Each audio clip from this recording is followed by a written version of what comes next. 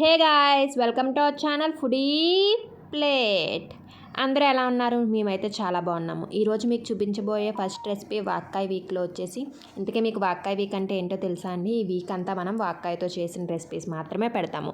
Already దీని గురించి షార్ట్లో అయితే చెప్పామండి. తెలియని వాళ్ళ కోసం మళ్ళీ చెప్తున్నాను. ఈ వీక్ అంతా వాక్కాయతో చేసిన రెసిపీస్ మాత్రమే పెడతాము. సో మీరు తెలుసుకోవాలి, చూడాలి అనుకుంటే వెంటనే ఛానల్ సబ్స్క్రైబ్ చేసుకోండి.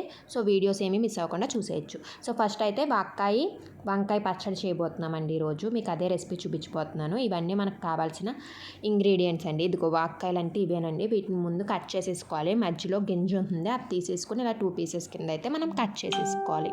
అలాగే టమాటాలు ముక్కలు, వంకాయ ముక్కలు, పచ్చిమిరపకాయ చీరికలు, అలాగే కరివేపాకు. ఇవి కొంచెం మెయిన్ ఇంగ్రీడియంట్స్ అండి, ఇంకా ఉన్నాయి. సో ఫస్ట్ అయితే స్టవ్ ఆన్ చేసేసుకుని ఒక కడాయి పెట్టేసుకుని దాంట్లో అయితే ఆయిల్ వేసేసుకోండి. ఆయిల్ కొంచెం హీట్ అయ్యాక కొంచెం జీలకర్ర, అలాగే కొన్ని కరివేపాకు రెబ్బలు కూడా వేసేసుకోండి. అవి కొంచెం ఫ్రై అవ్వాలండి. అవి ఫ్రై అయ్యాక దాంట్లో ఒక 10 to 15 వెల్లుల్లి రెబ్బలు వేసుకోవచ్చు, లేదా మీరు తొక్కొల్సిన వెల్లుల్లిపాయలు కూడా వేసేసుకోవచ్చు. అలాగే కొన్ని పచ్చిమిరపకాయలు, నేను 10 to 15 తీసుకున్నానండి. మీరు మీ స్పైస్ లెవెల్స్ బట్టి వేసుకోండి. ఎక్కువ స్పైస్ తినకపోతే కనుక 10 అలా వేసుకోండి. అవి కూడా ఫ్రై అవ్వాలండి. ఇవన్నీ ఫ్రై అయ్యేంత వరకు ఫ్రై చేసుకోండి.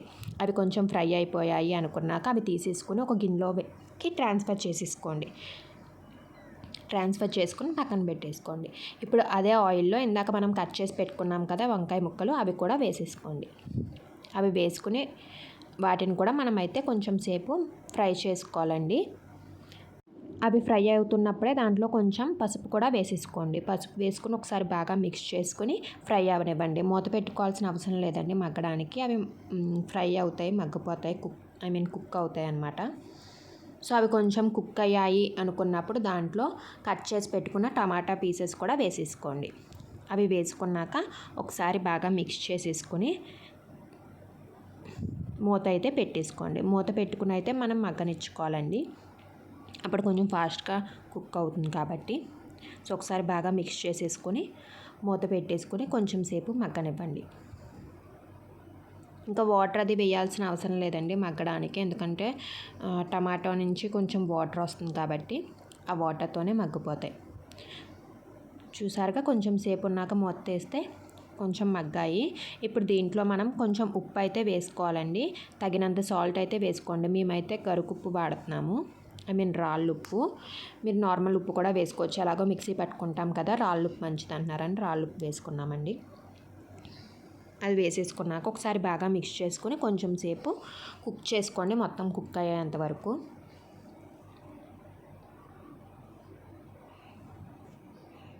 ఇప్పుడు వంకాయ ముక్కలు, టమాటా ముక్కలు మగ్గిపోయాక దాంట్లో కొత్తిమీర కూడా వేసుకొని ఒకసారి బాగా మిక్స్ చేసుకుని ఒక 1 to 2 minutes కుక్ చేసుకోండి. ఎక్కువసేపు అక్కర్లేదు.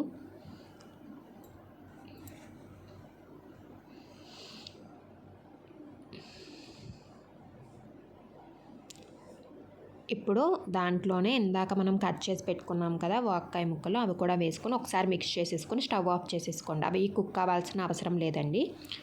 జస్ట్ దాంట్లో వేసేసుకొని ఒకసారి మిక్స్ చేసేసుకొని స్టవ్ అయితే ఆఫ్ చేసేసుకోండి.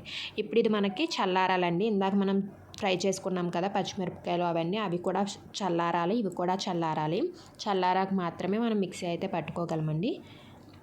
వీటితో పాటు అయితే మేమైతే డ్రై రోస్ట్ చేసుకున్న నువ్వులు అయితే తీసుకున్నామండి, తెల్ల నువ్వులు.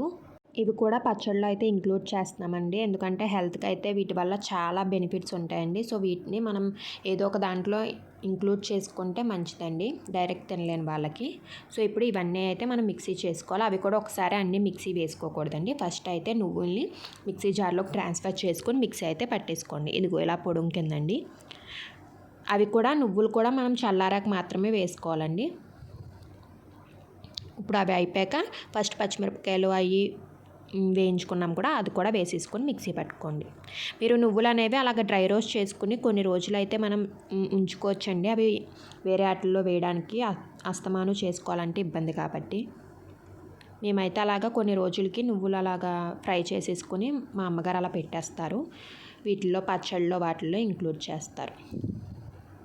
ఇప్పుడు ఆ పచ్చిమిరపకాయలు కూడా మిక్సీ పట్టేసుకున్నాక వాక్కాయలు, టమాటాలు, వంకాయలు, కొత్తిమీర వేసుకుని కుక్ చేసుకున్నాం కదా, అది కూడా కొంచెం కొంచెం వేసుకుంటూ మొత్తం మిక్సీ అయితే పట్టేసుకోండి.